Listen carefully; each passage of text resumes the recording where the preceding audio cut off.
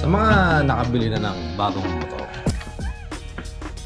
alam nyo naman, di ba, na parang merong 7 days grace period na ibibigay sa inyo kasi parang papel na nakalagay doon na pwede mo pang gamitin yung motor without ORCR.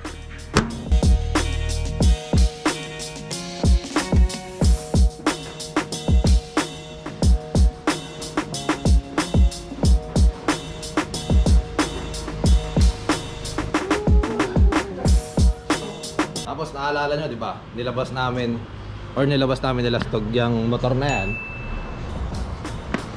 Tapos parang 2 days later, nag-ride kami ng malayo ng Mixed Nuts. Kung napanood nyo yung vlog na yan.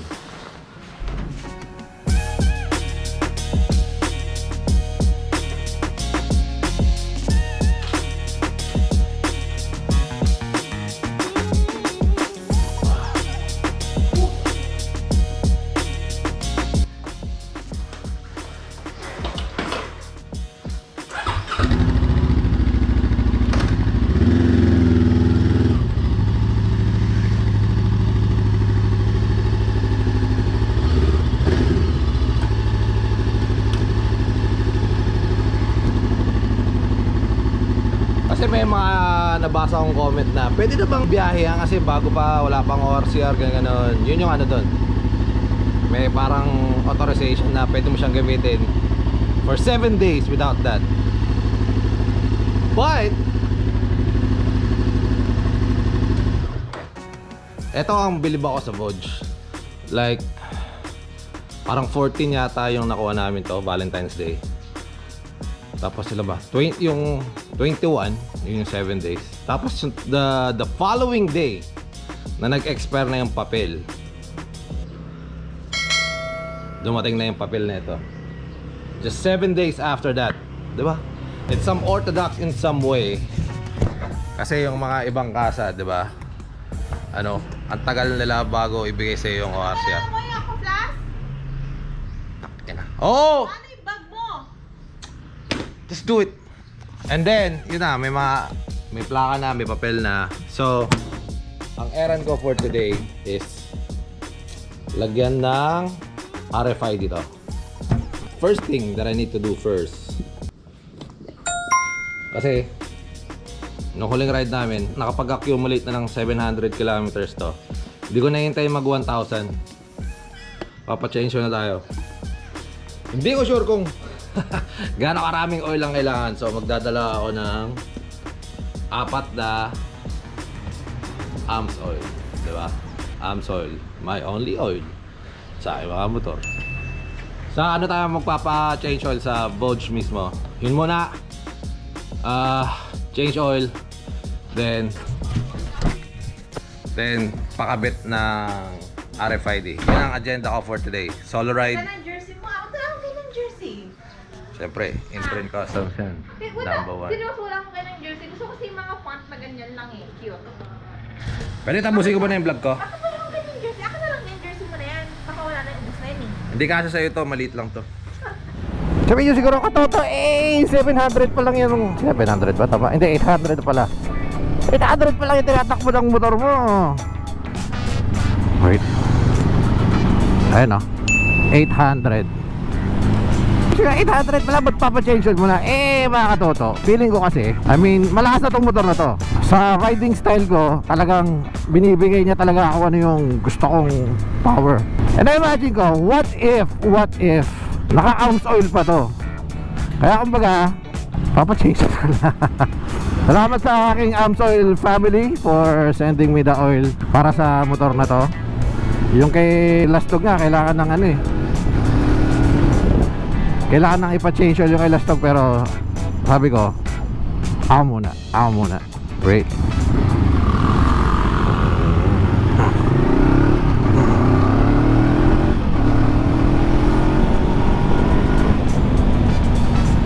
Hindi pa obvious mga katoto. Isang taon ko nagamit tong oil na to. Hindi ko naman sasabihin sa inyo na maganda yung oil kahit hindi. Hindi pwede yun. Hindi acceptable yun. Siyempre, diba? Kasi sinong magmumukhang ewan doon? Di ako. Ayoko naman ipahiya sa inyo Yung sarili ko, syempre, unang-una sa lahat. Pangalawa, yung brand. Hindi naman basta-basta na pag may nag-ano sa akin, pakipromote to, ganyan. Kahit hindi ko pa nasusubukan or hindi siya maganda, no thanks man, sa inyo na yan. Sa inyo na yung pera nyo. Kasi kailangan ko rin ng magandang product sa mga motor ko. Alam nyo naman kung ano yung mga motor ko, di ba? Hindi naman basta-basta na kung ano lang pwedeng ilagay doon. Basta kumita lang ako, hindi pwede yun. Kailangan kalidad din. Malapit na tayo sa Boge.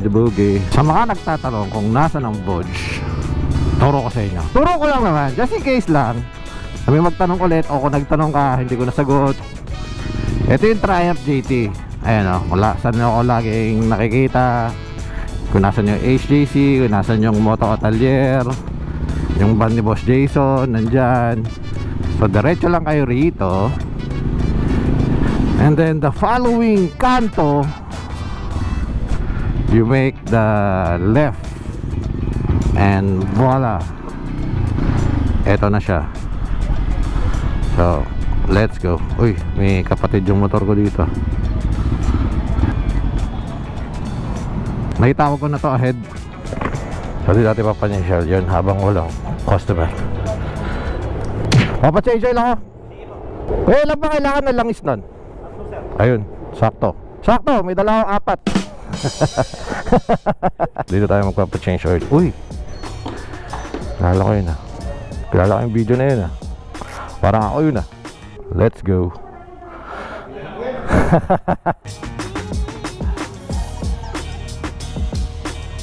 Siyempre, di kasama sila stove. Kailangan mag-report muna. Tatlo lang pala ang kailangan na oil para doon sa ating pinakamamahal na motor. Hindi ko sure kung ilan eh. 1, 2, 3. Hydrate mo na.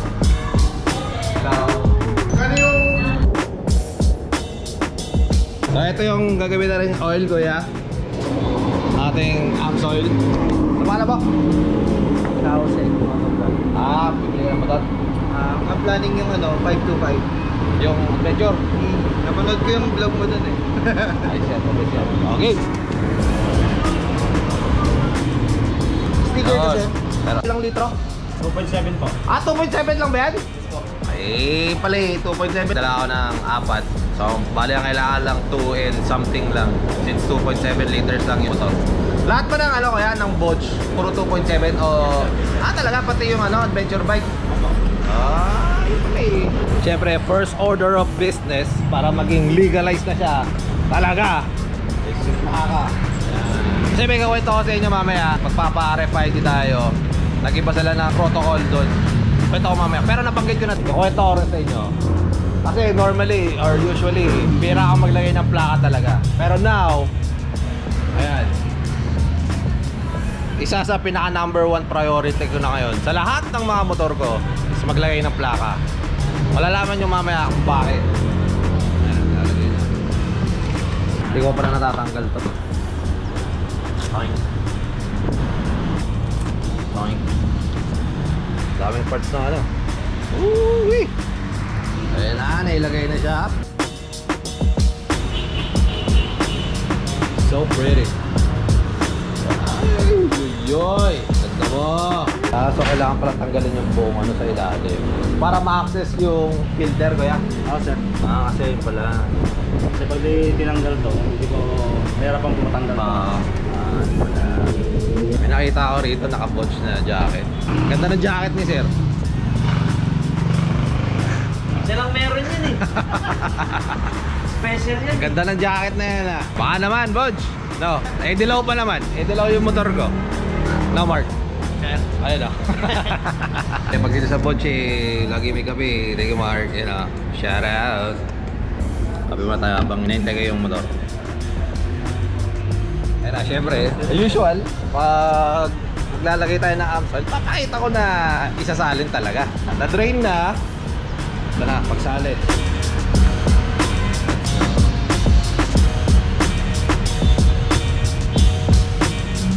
Base sa drum na kaano yan, ayan na naka-connected sa motor. Ayan o, take 2.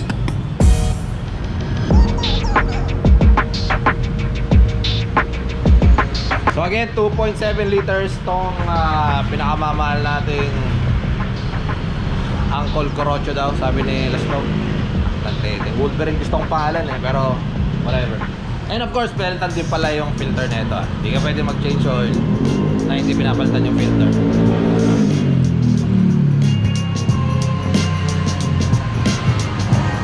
Again, thank you sa aking Amcoil family for providing me the oil for this bike. Ganito rin pala yung nakalagay sa motor ni Lastog at sa pouch niya na 580.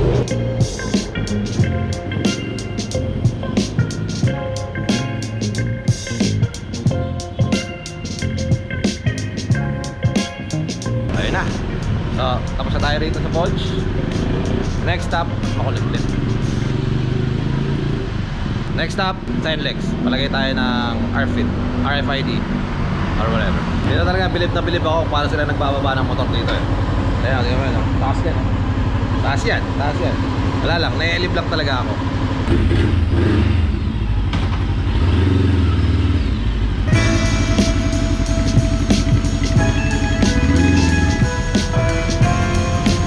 Basic. Alright, let's go. Let's G. Hello, thank you as always. Always. Thank you. Hindi, sabi ni Orion, ayaw niya sirain yung ano, ang ganda raw kasi nung pipe. So ang gagawin niya, alka lang gagawin or something. Dami na pupugian sa pipe na yan eh. Oo, maganda talaga. Ayusin na lang daw niya yung laman loob para ma-preserve yung ganda. Oo. Sige. Yeah, thank you. Let's go. Always a pleasure, Voj. Ba't makulimlim? Ricardo, radio off. Let's go, let's go, let's go, let's go, let's go. O, di tama nga yun. Tama nga yung hinala ko. Napagpedal na lang handle to. O, diba? Ha, mas dumoble ang sigla niya. Subukan nyo para sabihin nyo na hindi ako to. Joke lang. Try nyo lang. Kung gusto nyo lang naman. Anyway, dito pala sa NLEX mga katoto, may pinagbabawal na sa ano. Hindi naman pinagbabawal. Parang hindi na pwedeng mangyari ngayon pagdating sa, hindi lang sa motor, pero siguro sa kalahatan na yan. Kasi before, pag brand new ang motor mo, case in point yung kay Lastog, yun yung last na bagong motor na ano eh, pinakabit ako ng RFID dito. Bagong bago pa yun, kalalabas pa lang yata ng ano, ng kasa, if I'm not mistaken. Diniretso namin kagad dito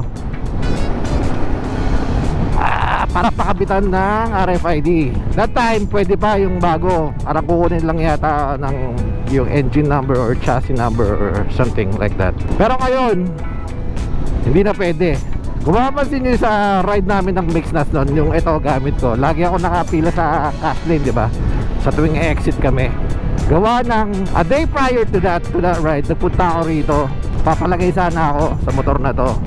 Eh, it turns out na kailangan mo na pala ng ORCR ng motor bago nila kabitan ng RFID. Dito sa installation site nila dito sa ano, kung Balintawak na to. So nag-iba na pala. Hindi ako nakapagpakabit noon. Kaya nung nag-ride kami, si Boy Cash ako. Si Boy Cash ako nun. Eh ngayon, walang parking. So, dito natin ilagay. Baka pwede naman dito. This time around, may plaka na, may papel na. Let's go. Legit na, legit. Ito yung papakabit ako ng RFID. O, tanong mo ulit kung may papel na. Oo. Sige. O, tanong mo. May ORCR na po. Meron na ate, meron na. Ito, bagong-bago. Kasi nung huli, na-deny ako rito eh. Anyway, ayun. Ano, kailangan ko Kailangan nyo lang po itong fill upan. Lahat po ng may check, sir, itong white na lang po. Okay. Malis lang na po. Tapos, pagkatapos nito, saan na ako? Diretso po tayo sa Michael. Yung tao doon, yung nakalawit Yes doon. po, yung mga naka-best po. Paano yung paano yung load nun? 100 lang po yung initial load natin doon. Tapos pagkatapos po, kayo na po magpapaload. Okay. Sige. Gcash or mga 7-Eleven. Okay. Ate, may isa pa akong request. Yes, sir. Pero mabot pa. Ballpen. Yan. Thank you. Yes po, ma'am. Nakita na ako magpaluto. Lahat ng may check na ate. Yes, sir. Plate number. Production number. Ngayon lang kakabitan, sir. Yan. Oo. Sa tol, diretso lang po kayo sa tol, sir. Na-explain na lahat ni ate. Ang galing ni ate nga eh. Ay, sorry ka. Sorry po. Kala ko yung stick, sir. Headlamp. Class 1. Ay, pati ba to? Sasagutin ko Ay, to. hindi, sir. Hindi stick lang. Yun. Tapos, yun lang kuya. Sir. Ito, hindi na. Hindi na, sir. Ito lang. Isa. Kala na, sir, ako na magkakabit sa inyo. Yun! Para hindi na kayo, mahirap pa kasi kayo doon, mababa pa kasi kayo doon eh. Okay. Hindi na lang, sir. Ay, 100. Kaso lang pa rin ako yan. Okay lang. 1,000 to eh. Hindi nga may Ito, talaga. baka po kasi mali po yun. Yung 100 na yun. Ay, thank you. Vlogger ka ba? Okay Oo. na, ma'am. Ano pangalan, sir? Tatanong ni kuya kung vlogger ako. J-Mac kuya, J-Mac. J-Mac. Oo. Siyempre, para makapollow ka sa YouTube. 100 lang. 100 lang po. Initial load yun, sir. Initial Okay. load. Di ba pwedeng 500 na agad? Mamaya na lang, sir. Pag nakabitan ko, load ako na, sir. Okay, sige. Sige. Tayo na lang kita sa motor ko, kuya. Okay. Andun na yung mag-i-install. May tao doon. So, siya na lang daw. Thank you, kuya. Uy, for easy trip. So, no more that. Take note tinulungan ako ni kuya, pero hindi niya alam na vlogger ako. Baka na naman sabihin niyo, oh, porkit vlogger ka, ganyan. Hindi niya ako kilala Lalak, defensive eh. Ay, hindi ko pala natanong, diba dapat isang sticker na lang? Yun ang hindi ko natanong kay kuya. Pero pagbalik niya, tanong natin. Di ba nga, i-implement na nila yung isang sticker na lang for both north and south. May abang na to kasi may plaka na to. Kahit picture na hindi ko yan. Okay lang yan. Kuya, ano pa alam mo? Romel po. Romel, kaya Romel. Thank you, kaya Romel. Kaya Romel, may tanong ako. Yes, sir. Di ba i-implement na yung isang sticker na lang sa magpapalagay? Sa ngayon, sir, wala pa kaming balita sa ganun eh. Pero nababalita namin, July po talaga. Okay. Sir, bali 1 inch po yung pagitan natin. Sige kuya, tabigin nga yung pagkakalagay niyan eh. Bali ano. Susunod nyo na lang, sir. Oo, sunod mo na lang. Bali, magiging paling din yung lagay nyo nito, sir, ha? Okay, wala tayong ano eh. Wala eh. Hindi kuya, ano mo na lang siguro, idiretso mo na lang. Para Tapos, sakaling magpapaayos ka ng auto speed, Oo, no? oo. Yan o. Yan. Thank you, Romel. Thank you. Sir, may 100 load na po siya. Dagdagan na lang po natin sa loob. No? Okay, hindi sige, Gcash ko na lang. Okay, Ayun. kahit Gcash po pwede. Yan. Thank you. Wala pa palang balita about doon sa one sticker for both expressways. All goods? Yabang na ulit. Kasi talagang nung nag-ride kami noon, dusa talaga ako noon eh. Alam nyo ba na pwede kang mag-check ng balance ng easy trip pag ite-text mo lang? O, diba? Yung number na pwede nyong i-text, nandito sa akin yun eh. Ito take note nyo 0919-160-1553. Ang ita-type mo lang, ayun o, tinakita nyo. Ang ita-type mo lang, PAL, capital BAL, tapos space, yung account number na nasa harapan ng card nyo. Send nyo lang, tapos may magre-reply sa inyo. Wala lang, share ko lang para hindi na kayo mag-isip-isip pa kung may load pa kayo, wala na. Haba pa ng traffic. Chill muna tayo. Hi. Oo. Sa mga nagtatanong, itong gloves na to, ito, meron to sa Imprint Customs. Saka yung suot kong jersey, obviously, meron sa Imprint yan. Wala lang. Ayun na, may mga tao pala doon. Doon pala nila ilalagay yung sticker. So ginawa ni Kuya Romel, siya na nagbayad. Tapos thank you so much. Kailangan mo na itap kasi bago. Let's go. Very useful bag. Come on, ba't ayaw? Yo. So may 31 bucks. Very nicely done. Alright, so tapos na ang aking So tapos na ang aking errand day mga toto. Change oil check, RFID check. Wala na tayong gagawin. So makapag-ride pa ako dito sa LX. Ikot lang naman ako dito sa ano ba tawag dito? Sa interchange something, yung papuntang Mindanao Ave. Pero syempre hindi ako mag-Mindanao Ave kasi alam naman natin, anong oras na ba? Alas 11 na. Madaming truck dyan eh. Babalik na lang ako, mag-edsa na lang ako ulit on the way back home. Hindi pa pala tapos sa kwento ko. Mayroon pang isa, yung plaka, di ba? Ito ano niyan, ang end story nun, kailangan ko magbayad ng 5,000 dahil nahulihan ako or nahuli ako yung sa fire blade ko, to be specific, na walang naka-attach na plaka. Kasi yung plaka ko, may plaka na yun na ano na issue na yun. Traffic. Uy, traffic. Buti na lang, nandito lang ako. Na-issue na yung plaka na yun, ikinabit ko. Ako naman tong si Ewan, may binili akong... Wait. Oh my gosh, look at the headlights at this time. It's Monday. Parang may accident yan. Bakit?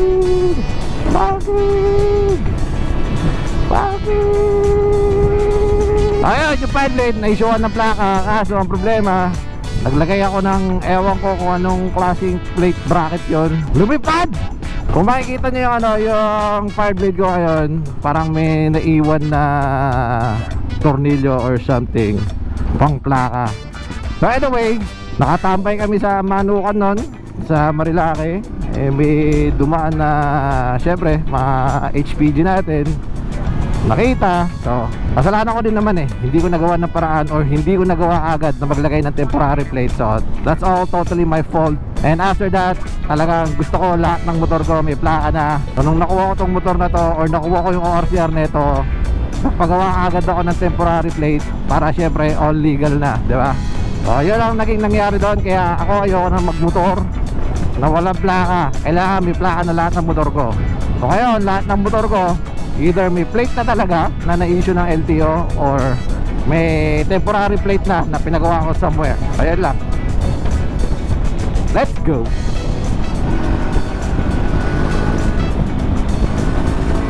Oh, siglan niya no. Woo! Charap. Oh, syempre, una ako na rin kayo. Yung side mirror na ito, baka may magtanong. Una ko lang kayo. Itong side mirror na to, mabibili nyo naman to. Pero mabibili nyo to sa Ducati mismo. Kasi ito yung side mirror nung dilaw na Ducati nun. Para sa mga nakakaalala pa na may Ducati ako before, yung scrambler nun na Icon. Doon galing to. Buti na lang kamo, naitabi ko to. Nasa ibabaw na ng basurahan, ready to be disposed. Buti na lang. Saka buti na lang, di lang kita diilas to para hindi na ilagay sa anti-corruption niya.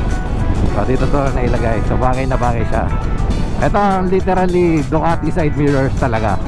Bumagay, di ba? Oo, ang ganda.